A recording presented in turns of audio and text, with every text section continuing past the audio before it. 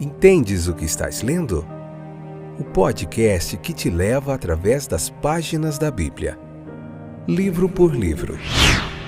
Capítulo por capítulo. Uma exposição bíblica emocionante. Aperte os cintos e embarque comigo nesta viagem.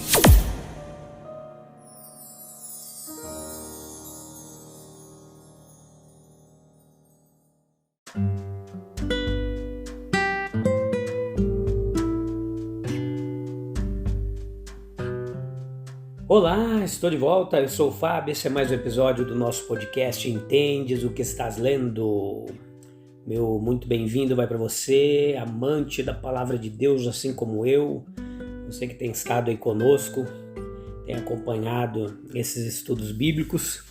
Estamos vendo essa missão quase impossível de Moisés aqui no Egito, né? Ele volta da terra de Midian e tem que se deparar com o faraó lá e pedir a libertação do povo de Deus. Está uma saga bem interessante aqui. Hoje a gente vai continuar no capítulo 6 do livro de Êxodo. Estamos na terceira temporada.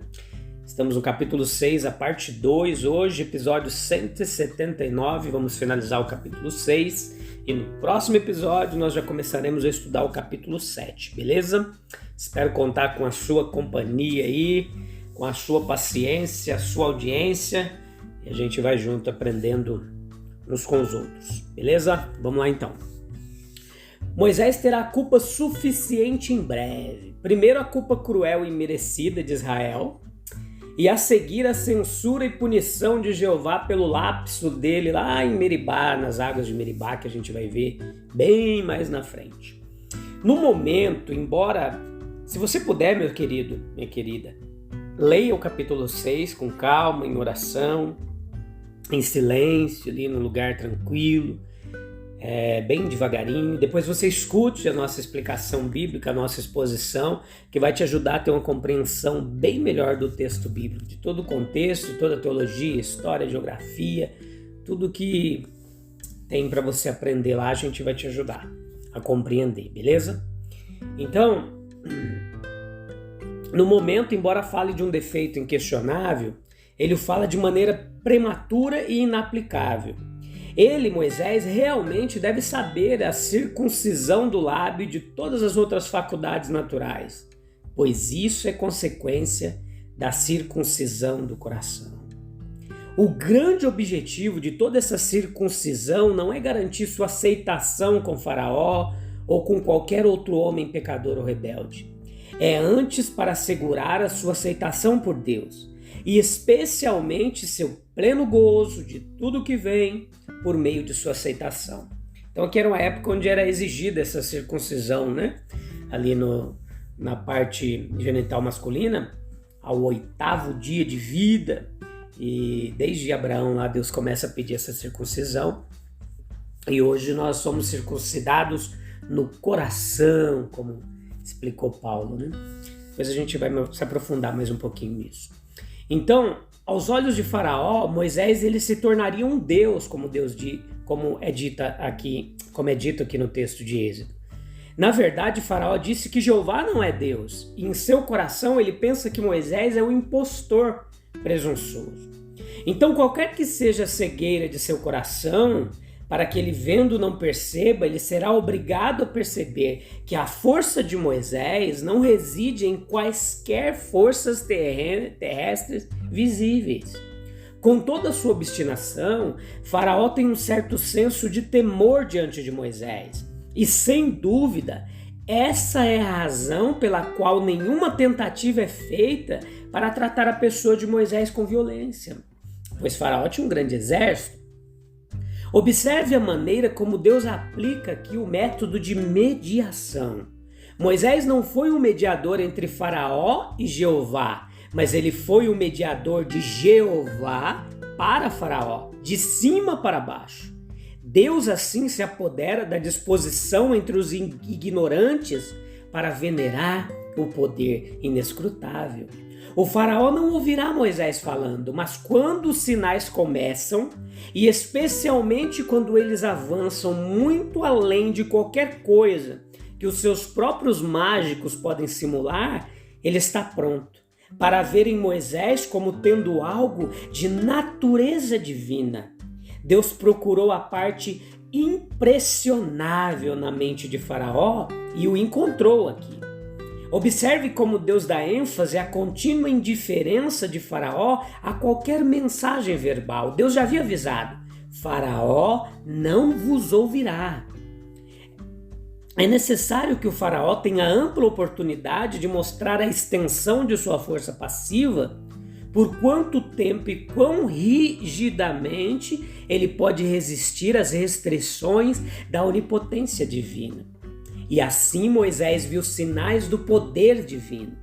Mas ele ainda precisava ver aquele poder em si em operação extensa e terrível. Por um lado, o Faraó deve ser revelado, trazendo todos os seus recursos continuamente, até que finalmente sejam engolidos pela catástrofe do Mar Vermelho. Nós vamos ver cada detalhe disso aqui, vai ser muito legal, como você já está cansado de ouvir eu dizer, né? Então ele termina, mas as operações do poder divino são apenas como se estivessem começando. É uma grande questão nós vermos assim as faculdades dispostas contra Deus, trabalhando com o máximo de suas forças para que possamos sentir o quão incomensuravelmente, palavrinha difícil, hein? Incomensuravelmente o poder de Deus os transcende. Descreva o tratamento de Moisés e Arão. Veja como isso acontece. Imagine eles agindo sob a direção divina. Eles deram o melhor de si, mas apenas porque nem tudo correu bem instantaneamente e por causa da perversidade, da obstinação de outros. O povo se voltou contra eles em dúvida também e os repreendeu como cúmplices de sua escravidão. Deus estava o tempo todo trabalhando na direção da salvação do povo e de extraordinária eminência para Moisés. Mas ele achava que tudo parecia para o outro lado, para afastá-lo de todas as causas secundárias, para a dependência e comunhão com Deus. Em resposta ao clamor de Moisés, Deus fez 5 anúncios de primeira importância. Eles foram feitos com clareza, formalidade e solenidade. Eles podem ter sido em um intervalo de meses entre o choro e esses anúncios.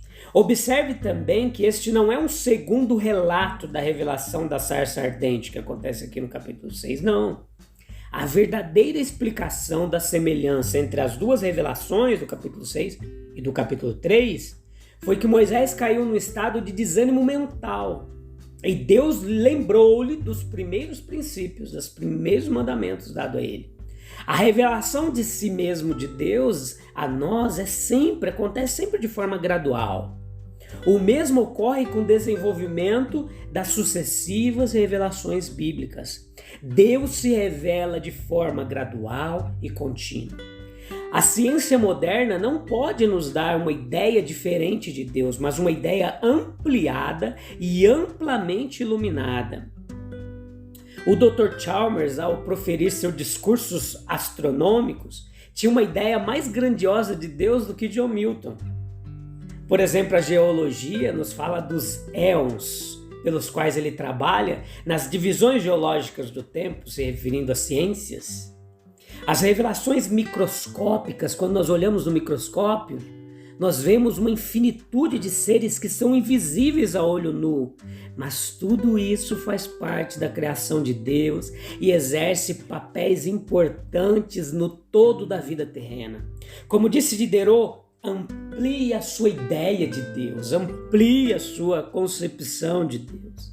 É impossível ler esses versículos aqui do capítulo 6 sem notar o paralelo com uma salvação ainda maior. Para eles, quanto para nós, não há salvação senão em Jeová, seu Deus. A tristeza pode excluir o conforto. Quantos, por engano, ficam longe do santuário, da presença de Deus, por causa de sua dor? Dos versos 14 ao 25, tem uma genealogia de Moisés. Moisés não é descendente de Rubem e Simeão, os filhos mais velhos de Jacó. O único propósito, aparentemente, servido aqui pela introdução desses dois nomes na genealogia é mostrar que Moisés não surgiu deles. Nem ele surgiu de Judá ou de José, os filhos de Jacó que se tornaram herdeiros da primogenitura perdida pelo pecado de Rúben. A genealogia para, como tendo atingido o seu fim, antes de chegar ao ápice do seu comprimento. Ele surgiu de Levi, uma tribo originalmente unida a Simeão sob uma maldição. Gênesis 49:7. Ainda não do ramo mais antigo dela, mas de Coate, o segundo filho. O próprio Moisés não era o filho mais velho de Arão, mas era descendente em uma relação secundária com Arão, que posteriormente ocuparia uma posição secundária em relação a ele. O que somos ensinados por esses fatos, note comigo, é a lição que é fortemente enfatizada lá em Romanos 9, que meras vantagens naturais não constituem base de preeminência no reino de Deus. O espiritual em todos os lugares irá governar e controlar o natural. Exemplos podem ser extraídos de todas as partes da história das Escrituras. Isaac e não Ismael, Jacó e não Esaú, Efraim e não Manassés, Davi e não seus irmãos mais velhos, etc, etc. Os atributos de Jeová de liberdade e soberania, aos quais esse capítulo nos apresenta, não encontram sua ilustração menos notável nessa seção. Note que a derivação de Moisés de Levi e não de Rúben ou Simeão tem uma conexão com fatos da história moral das respectivas tribos. Rúben, Simeão e Levi, os progenitores eram todos os três originalmente de uma disposição perversa, que virtualmente sofreram a maldição de seu pai. Rúben perdeu a primogenitura, Simeão e Levi tiveram negado uma herança com seus irmãos, Gênesis 49, 3 e 8. Os descendentes dos dois primeiros seguiram de perto os passos de seus ancestrais e, consequentemente, nunca se recuperaram. Foi diferente com a tribo de Levi, que por fervorosa piedade e zelo parece ter ascendido ao posto de uma liderança moral, até mesmo no Egito, e teve a honra de dar à luz a Moisés e Arão. Moisés e Arão eram filhos de pais piedosos. Os nomes do pai de Moisés, dos pais de Moisés, significavam respectivamente Arão, parente do Altíssimo, e Joquebede, a sua mãe, que significava cuja glória é Jeová. Testificam a piedade de sua ancestralidade. Veja que as instruções que recebeu deles no início da vida e durante as visitas que fazia ao lar tiveram uma importante influência sobre seu caráter, e ele teve o benefício de suas orações incessantes. Veja que a fé e as orações dos pais têm uma influência importantíssima na salvação dos filhos. Na história do cristianismo tem muitos exemplos disso, que o maior número de homens e mulheres piedosos no mundo provém de lares piedosos. Nós temos exemplos da mãe de John Wesley, da mãe de vários e vários personagens importantes na história da igreja, que nos faltaria tempo para a gente meditar aqui sobre isso, muitas mesmo. Então, o verdadeiro ponto central de honra nessa genealogia aqui é o versículo 20, que inclui os nomes de Moisés e Arão, que foi a grandeza espiritual desses homens que garantiu para eles esta honra. No que diz respeito à ascensão e queda, nós já estamos quase finalizando esse episódio. Rúben era o primogênito de Israel, mas ele perdeu por meio do pecado as prerrogativas do nascimento. Ele é eclipsado por Levi, que por meio da piedade passou de uma posição degradada para uma posição de honra. Coré, cujo nome, por considerações de relacionamento, é honrosamente proeminente nessa lista, posteriormente destruiu a si mesmo por sua rebelião. Nós vamos ver lá em Números 16. A sua posteridade, entretanto, outra ilustração dessa mesma lei, alcançou elevada honra no que diz respeito ao relacionamento. Então, para a gente finalizar aqui, as famílias da tribo de Levi são agrupadas em torno dos nomes de Moisés e Arão. Algumas mais próximas, outras mais distantes, recebem honra por associação. A principal proeminência é dada aos coatitas, já que mais parentesco são mais próximos com os filhos de Arã. Essa distinção foi posteriormente confirmada pela nomeação dessa família, os descendentes de Levi, para o quê? Para o encargo da arca sagrada e dos vasos do santuário, a trabalharem no templo.